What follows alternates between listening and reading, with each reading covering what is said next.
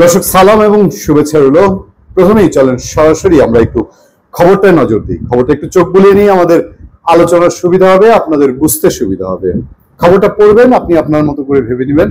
আমরা কিছু সামান্য মতামত আপনাদের সামনে তুলে ধরবো এবং কোন কোন জায়গায় ভাবতে ভাবতে আপনাদের মনে হবে যে কি দেখছি, রাজনীতির সব পুরনো খেলা, পুরনো ছক নতুন করে। খবরের হেডলাইনটা হচ্ছে জয় বাংলা স্লোগান দেয় 10 শিক্ষার্থীর ক্লাস কার্যক্রম স্থগিত।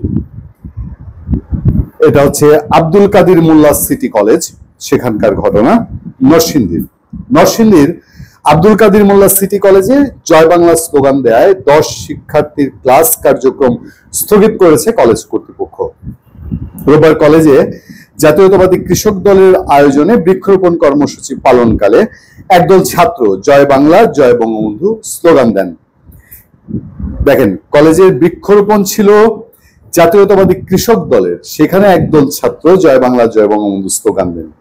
এই ঘটনায় উপস্থিত নেতাকর্মী ও শিক্ষার্থীদের মধ্যে উত্তেজনা সৃষ্টি হয়। পরিস্থিতি সামাল দিতে 10 শিক্ষার্থীর ক্লাস কার্যক্রম আগামী 25 জুলাই পর্যন্ত স্থগিত রাখার সিদ্ধান্ত নেয় কলেজ কর্তৃপক্ষ। পাশাপাশি 3 সদস্যের তদন্ত কমিটি গঠন করা হয়েছে। অভিযুক্ত শিক্ষার্থীদের অভিযোগটা কি আপনারা বলেন, কলেজের কাছ থেকে জানেন। শিক্ষার্থীদের অভিভাবক সহ আগামী শনিবার কলেজে উপস্থিত থাকার নির্দেশ দেওয়া হয়েছে। ওই যে শেখ হাসিনার গালি দিতে তার বাপরে গালি দেয় গোপালগঞ্জে, পরে ঠেলা সামলাতে পারে না।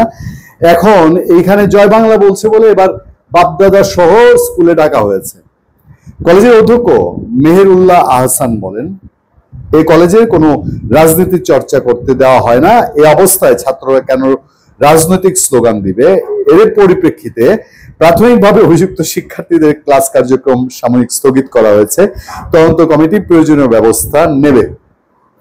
আমার আপত্তির জায়গাটা কোথায় জানেন? আচ্ছা, আপত্তির জায়গা এই যে কলেজের প্রিন্সিপাল হেরেমুল্লাহ আহসান, ওনার প্রতি না। উনি কি করবেন? এরকম ফিটফাট কলেজে জয় বাংলা স্লোগান দিয়ে বসে, স্কুলেই বসে স্লোগান দিয়ে দুষ্টু ছেলেপেলেরা। তো হেরেমুল্লাহ সাহেব তো চাকরি করেন, তাই না? সরকারি হোক আর বেসরকারি হোক, প্রিন্সিপাল সাহেব যদি, মানে আজকাল তো এই জামানায় মবের মূল্যকে শিক্ষকের গলায় জুতোর মালা, এটা এখন একটা সাংঘাতিক রকম হয়ে গেছে না, কি প্রেশার গ্রুপ এগুলো করে, তাই না? তো এখানে হেরেমুল্লাহ সাহেবের এই ভয়টা নিশ্চয়ই আছে। উনি যে বলছেন যে এই কলেজে রাজনীতি করতে দেওয়া হয় না, কোথা থেকে শুরু? কলেজে বৃক্ষরোপণ কার্যক্রম ছিল, সেটা ছিল জাতীয়তাবাদী কৃষক দলের আয়োজনে বৃক্ষরোপণ। ওইটা রাজনীতির পার্ট না, ওইটা রাজনীতি না। রাজনীতি হলো জয় বাংলা স্লোগান কেন দিয়েছে। এবার আসেন জয় বাংলায়। শুরুতে এক হাত আওয়ামী লীগকে হয়ে যাক। আমি তো বলি, জামাতে ইসলামী যখন সরারদিতে সমাবেশ করে তখন আফসোস করে, হায় হায় সরারদিতে কি হলো, ওই সরকার দিয়ে দিয়েছে।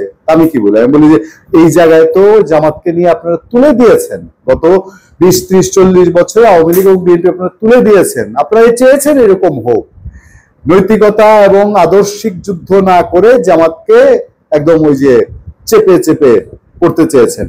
এখন এটার ফল ভোগ করেন।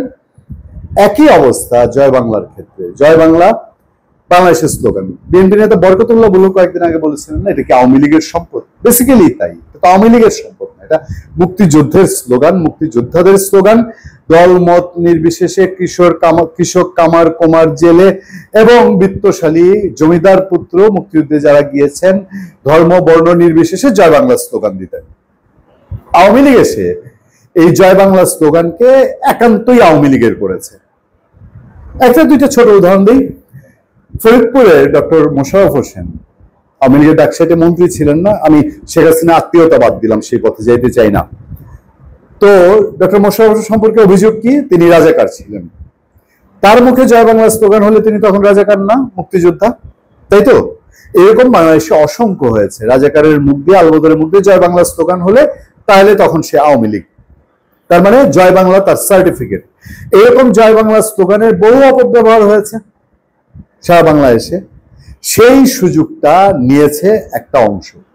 এখন আসেন স্কুল কর্তৃপক্ষকে যদি আমি প্রশ্ন করি, তো জয় বাংলা স্লোগান আপনি রাজনীতি বলছেন, তাহলে কি এটা বাংলাদেশের স্লোগান না, বাংলার শব্দ না, বাংলার অর্থ না, বাংলাদেশের মানুষের স্পিরিট না?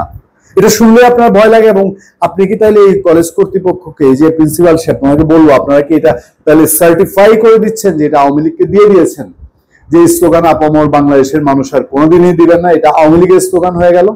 এবং সেই জন্য আপনাদের ভীতি যে আপনারাই মেনে নিয়েছেন জয় বাংলা স্লোগান দিলেই বুক কাঁপে, ওই যে মাঝে মাঝে ডিজিটাল বোর্ডে ভেসে উঠে ভয়ঙ্কর রূপে ফিরবে আওয়ামী লীগ জয় বাংলা। সেই জায়গা থেকে ভালো থাকবেন, সুস্থ থাকবেন। আপনাদের সাথে আমি আতিক রহমান পূর্ণিয়া।